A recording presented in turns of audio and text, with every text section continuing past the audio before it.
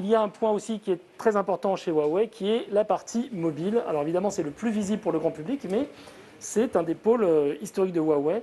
Et donc, sur ce pôle de Huawei qui s'appelle, la division s'appelle HMS, donc Huawei Mobile Services, HMS qui est aussi d'ailleurs le système d'exploitation, le nom du système d'exploitation des appareils mobiles de Huawei. Alors, sur cette table ronde, nous allons parler de la mobilité. Comme vous le savez, quand on a un téléphone ou une tablette, c'est très sympathique, il y a plein de technologies, mais tout ça ne vaut pas grand-chose s'il n'y a pas d'application. Puisque, évidemment, l'objectif de ces objets, c'est quand même d'avoir des applications, donc des usages, et ces applications doivent répondre aux attentes des utilisateurs, ce qui fait qu'ils vont être intéressés par ces objets. D'où l'intitulé de cette table ronde, Huawei Mobile Services et App Gallery, création et partage de valeur. Alors justement, pour discuter de tous ces aspects et répondre à ces questions, nous avons autour de la table Laurent Gacquière, qui est donc directeur opérateur et service chez Viséo. Bonjour. Dirk Van Leven, qui est donc directeur général France chez Webhelp. Bonjour. Pierre Ambrosini, responsable marketing et expérience chez Huawei. Bonjour. Et Alexandre Pierrot, responsable des comptes stratégiques chez Huawei. Bonjour. Alors pour commencer, Laurent, est-ce que vous pouvez nous présenter la société Viséo et nous parler de sa relation avec Huawei? Avec plaisir. Donc en quelques mots, Huawei est une ESN, une entreprise du service numérique. On est un petit gros, on est 2400 dans le monde, ce qui dans notre métier nous place petit pour un gros et gros pour un petit, et 1500 en France. Et notre motto, c'est Digital Makers. Alors voilà, je ne vais pas trop m'appesantir sur tout ce qu'on peut faire de beau pour nos clients. Là, ce qui nous intéresse, c'est qu'entre autres offres, on crée des applis mobiles depuis l'invention du smartphone, en fait, donc depuis une grosse dizaine d'années, pour différents de nos clients. Voilà, donc c'est cette offre-là, effectivement, dont on va parler cet après-midi. Et moi, au sein de tout ça, j'anime effectivement les relations commerciales qu'on peut avoir avec le monde des opérateurs au sens large, qui représente une quarantaine de millions d'euros chez Viséo.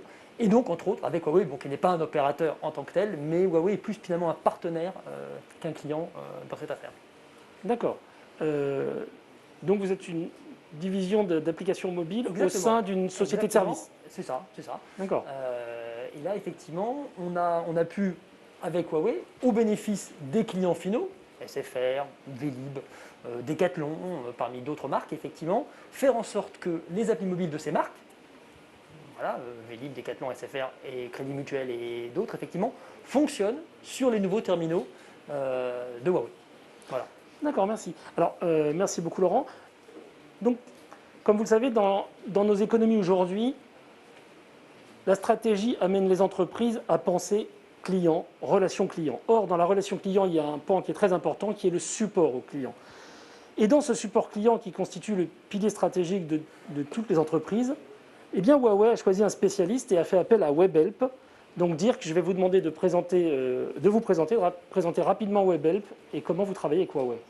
Oui, merci. Donc, je suis Dirk Van Leven, je suis directeur général de Webhelp sur la région France. Webhelp est une société qui accompagne les marques, les donneurs d'ordre, des marques grandes et petites, dans le domaine de l'expérience client. Ça veut dire que nous traitons de bout en bout toutes les interactions, tous les contacts qu'une marque peut avoir avec ses clients, que ce soit dans le monde du B2B ou du B2C en l'occurrence. Et c'est exactement ce que nous faisons avec Huawei. Donc encore une fois, ça peut aller du sourcing très en amont de nouveaux clients pour acquérir de nouveaux clients, jusqu'au traitement durant toute la durée de vie du client de toutes les interactions qu'une marque peut avoir avec ses clients. L'enjeu étant bien évidemment tout au long de ce cycle de vie d'apporter la plus grande satisfaction, la meilleure expérience possible à ses clients pour le fidéliser dans la durée. On sait tous que une grande partie de ce qui fait le succès d'une marque, c'est aussi le bouche à oreille, c'est aussi, et de plus en plus, cette notion d'expérience client. C'est-à-dire que le produit, c'est une chose, et là-dessus, il faut être totalement irréprochable dans la qualité du produit. Ensuite, il y a bien évidemment tous les services autour de ces produits, de ces devices qui prennent une part de plus en plus importante dans la satisfaction qu'un client final peut obtenir. Et puis, il y a l'expérience que l'utilisateur final va avoir avec cette marque-là. Et ça, c'est à la fois du domaine du physique, du concret et de l'émotionnel. Et c'est ça notre métier. Mais vous faites partie de l'expérience de la marque, de l'utilisateur, pour l'utilisateur en fait. Absolument, absolument. Ce que j'ai souvent tendance à dire, c'est que les marques nous confient quelque part ce qu'elles ont de plus précieux, c'est leurs clients.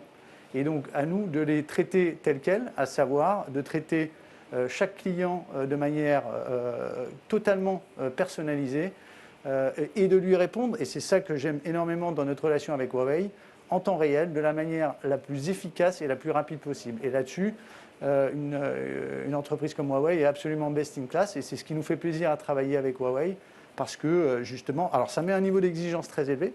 Par contre, on est capable d'apporter ce retour à des clients de manière ultra rapide. Merci. Alors, nous avons déjà évoqué l'App Gallery, donc l'App Gallery qui est donc le lieu où se trouvent toutes les applications. Et alors justement, Pierre, pouvez-vous nous présenter l'App Gallery? Qu'est-ce que c'est que l'App Gallery? Bien sûr, l'App Gallery, c'est avant tout une vision qui existe depuis 2015 chez Huawei, de construire un écosystème indépendant. Et cet écosystème, il a été longuement basé sur le produit et il est de plus en plus basé sur le logiciel.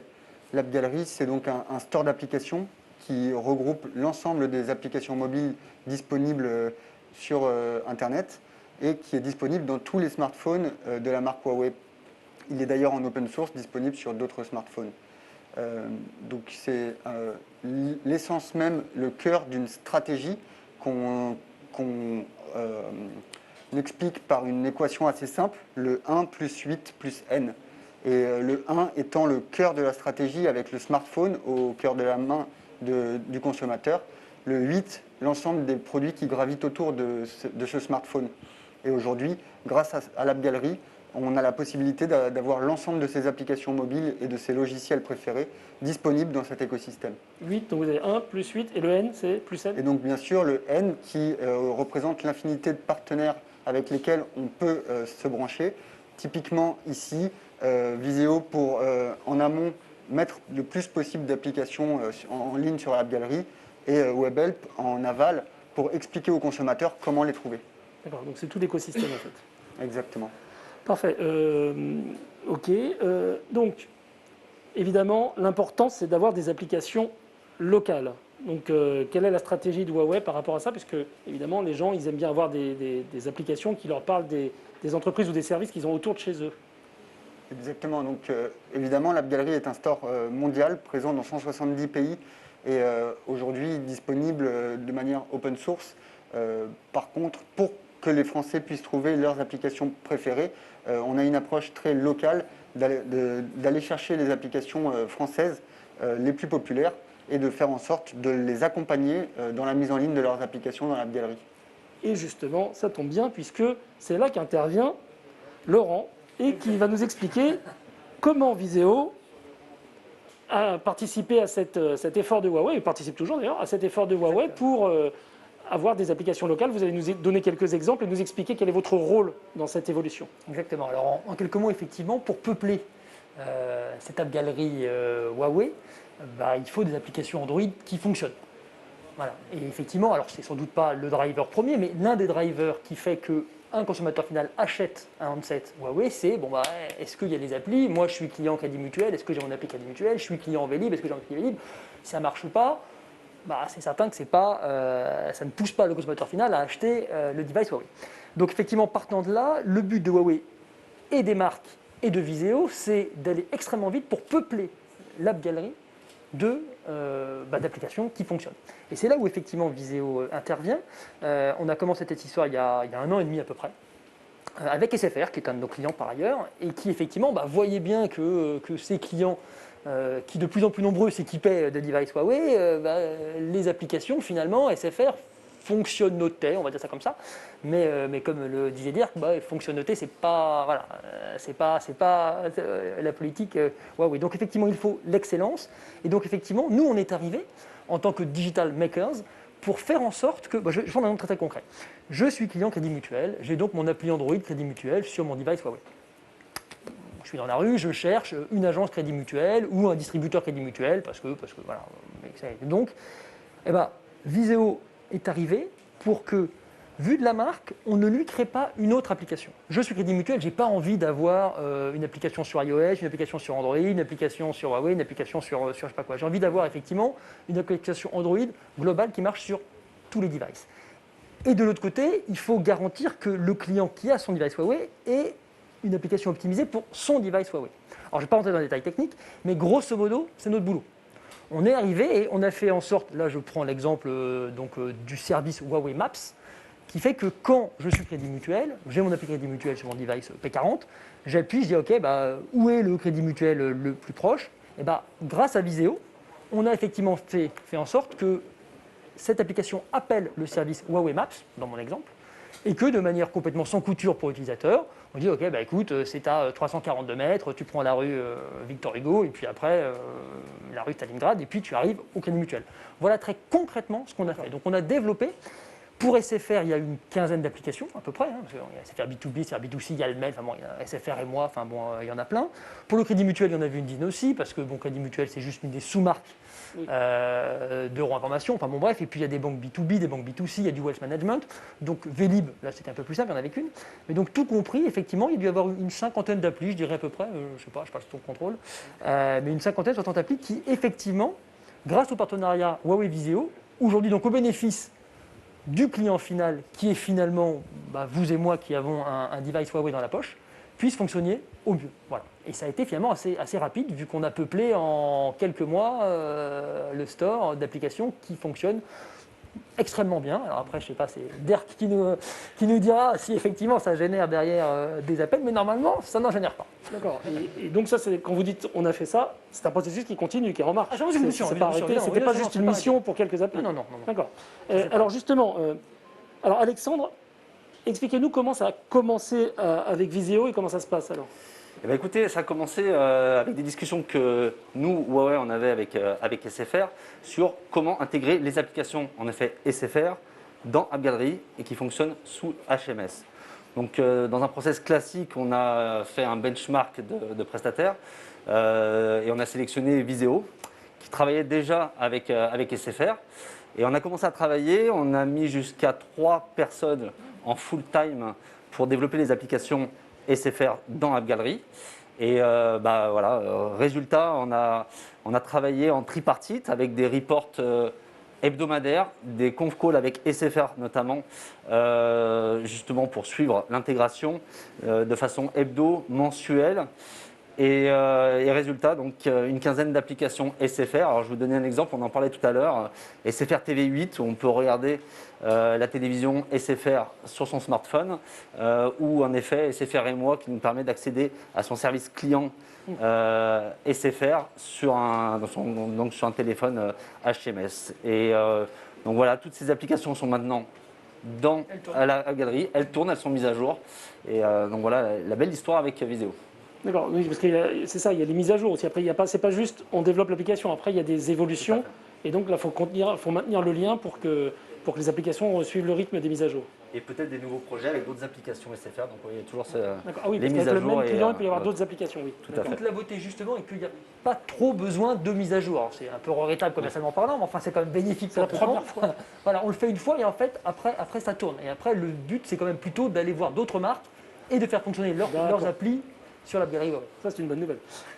Alors, justement, concernant les applications mobiles, alors Webhelp doit aussi fournir du support, parce que justement, c'est ce qu'on disait tout à l'heure. On optimise tout ça. Oui. Et au cas où, il faut que vos équipes soient prêtes. Alors, on devine traditionnellement comment les gens appellent pour du téléphone ou du matériel. Comment ça se passe pour les applications ? Eh bien, on va récupérer toutes les remontées des utilisateurs et des consommateurs sur des applicatifs notamment qui ont été portés sur ce nouvel écosystème.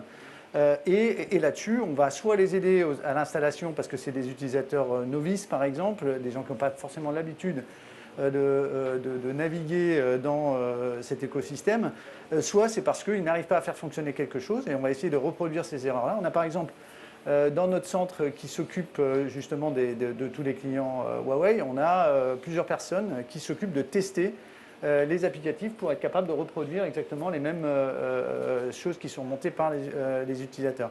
Et ensuite, en fonction de ça, de manière très structurée et formalisée, on va remonter tous ces commentaires à Huawei à leur centre d'expertise pour être capable justement de faire des retours, éventuellement des modifications, des déploiements de correctifs pour que derrière, très rapidement, des choses puissent être résolues. Et ça va donc du support à de l'utilisation à de l'éducation au sens positif du terme, au sens, voilà, j'aide des nouveaux utilisateurs à naviguer dans un domaine qui ne leur est pas encore tout à fait familier. Et puis, ça va être du niveau 1 d'assistance technique pour être capable de solutionner d'abord des problèmes, et si on n'est pas capable de les solutionner, de les reproduire et de les remonter pour que des correctifs soient déployés. Ça, c'est l'essence de notre travail. On le fait sur tous les canaux. On le fait par de la voix au téléphone, on le fait par du mail, du chat.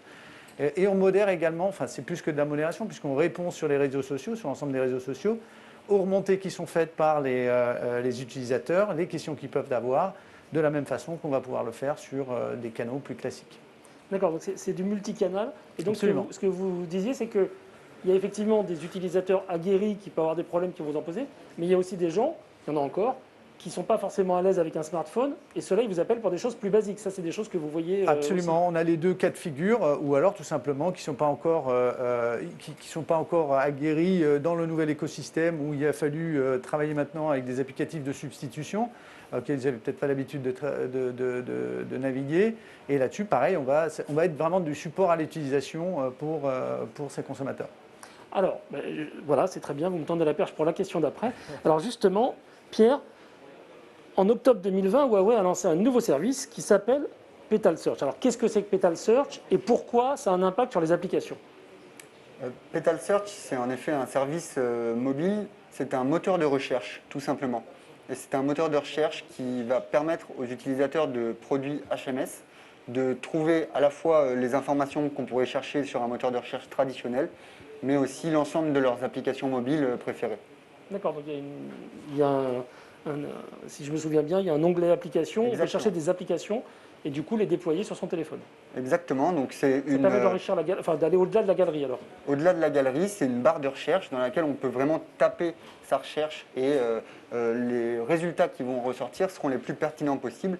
En l'occurrence, si jamais il y a un usage qui n'est pas présent dans la galerie pour telle ou telle raison, à date, alors Petal Search est la solution pour quand même avoir accès à cet usage sur l'ensemble de ces téléphones et écosystèmes Huawei. D'accord, alors depuis octobre 2020, c'est ça que le service est lancé. Donc vous constatez, on trouve tout ce qu'on veut ou c'est quand même laborieux voilà, qu'est-ce qu'on arrive à trouver? Alors vraiment, l'expérience sur un produit HMS est aujourd'hui presque exemplaire. Donc je dirais qu'on peut être très satisfait du développement, en tout cas de la vitesse à laquelle ça a été. Aujourd'hui, on est capable sur un téléphone HMS de trouver environ 530 millions d'utilisateurs actifs mensuels. Donc c'est de plus en plus important. On a même remarqué que le nombre d'applications avait presque doublé depuis l'année dernière grâce à des partenariats comme celui qu'on a avec Viséo. Et on se parle de 2,3 millions de développeurs sur l'App Gallery qui viennent aussi enrichir Petal Search. Oui, ça peut aussi intéresser Visio quand ils auront besoin de personnes, ils auront les compétences. C'est important parce que dans un écosystème, si on n'a pas les développeurs, l'application c'est compliqué. Alors, une dernière petite question pour Dirk. On en a parlé un peu tout à l'heure, mais comment a évolué votre activité pendant le confinement?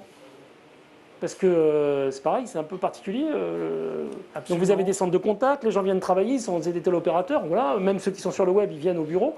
Et là, du coup, tout le monde n'a pas un centre de contact chez lui. Donc, Absolument, on a été, même si notre métier est par essence distanciel, on a été capable de manière très très agile, et ça a été mentionné tout à l'heure, en une dizaine de jours, de mettre à disposition de l'ensemble des collaborateurs un environnement qui allait bien à leur domicile pour faire leur travail chez eux. Et donc 100% des collaborateurs qui travaillent sur le projet Huawei au sens large dans nos centres ont été mis en télétravail chez eux. Et ce qui est intéressant de voir, c'est qu'à l'issue de cette période d'une dizaine de jours, qui a été finalement assez rapide pour aller de 0 à 100% de personnes en télétravail, On a amélioré la qualité de service rendu puisque les indicateurs de satisfaction client ont atteint des niveaux bien plus élevés qu'avant, à plus de 95% à l'issue pendant cette période de télétravail. Donc là aussi, ça a cassé quelques idées reçues sur la capacité à travailler à distance et la qualité aussi de ce travail. Et comment en interne, comment vous avez fait pour maintenir justement le lien entre les gens? Alors ça, on le fait bien évidemment avec des moyens de visio, on le fait avec des méthodes de management un petit peu différentes. On a, pendant cette période, extrêmement rapidement porté l'ensemble de nos modules de formation et de management. On les a transformés pour être capable de les faire à distance et de former nos managers notamment à comment j'anime une équipe à distance, puisque je ne l'ai plus sous les yeux là, j'ai plus mes 10 collaborateurs devant moi. Ils sont tous à distance. Qu'est-ce que je fais concrètement pour le brief du matin quand j'ai besoin de booster un petit peu l'équipe, de leur donner les objectifs du jour, etc. Comment j'identifie un collaborateur en difficulté à distance. Tout ça, c'est des choses qu'on a extrêmement rapidement virtualisées. Et on a formé l'ensemble de nos managers sur ces outils-là. Et bien évidemment, on se sert des outils de distanciel connus qu'on utilise tous maintenant depuis un an. D'accord. Et donc l'arrivée de ces nouvelles applications, par exemple, typiquement, ça c'est des choses que vous avez pu répercuter comme ça en ligne Oui, absolument, absolument. De la même façon que ce que je vous disais, on a été capable de former, de continuer à former aussi sur le métier et sur les processus Huawei spécifiques, hein, puisque on enrichit une base de connaissances Huawei en permanence qui évolue en temps réel. Et là-dessus aussi, à distance ou sur site, on n'a pas vu la différence. Très bien. Écoutez, si en plus vous avez augmenté le niveau de satisfaction, on ne va pas se plaindre. Eh bien écoutez, messieurs, je vous remercie pour ces échanges. Merci. Et j'annonce donc, je pense qu'on peut les applaudir quand même, hein, parce que franchement, très intéressant. Je vous annonce donc qu'il va y avoir ensuite une remise d'award juste après une petite pause.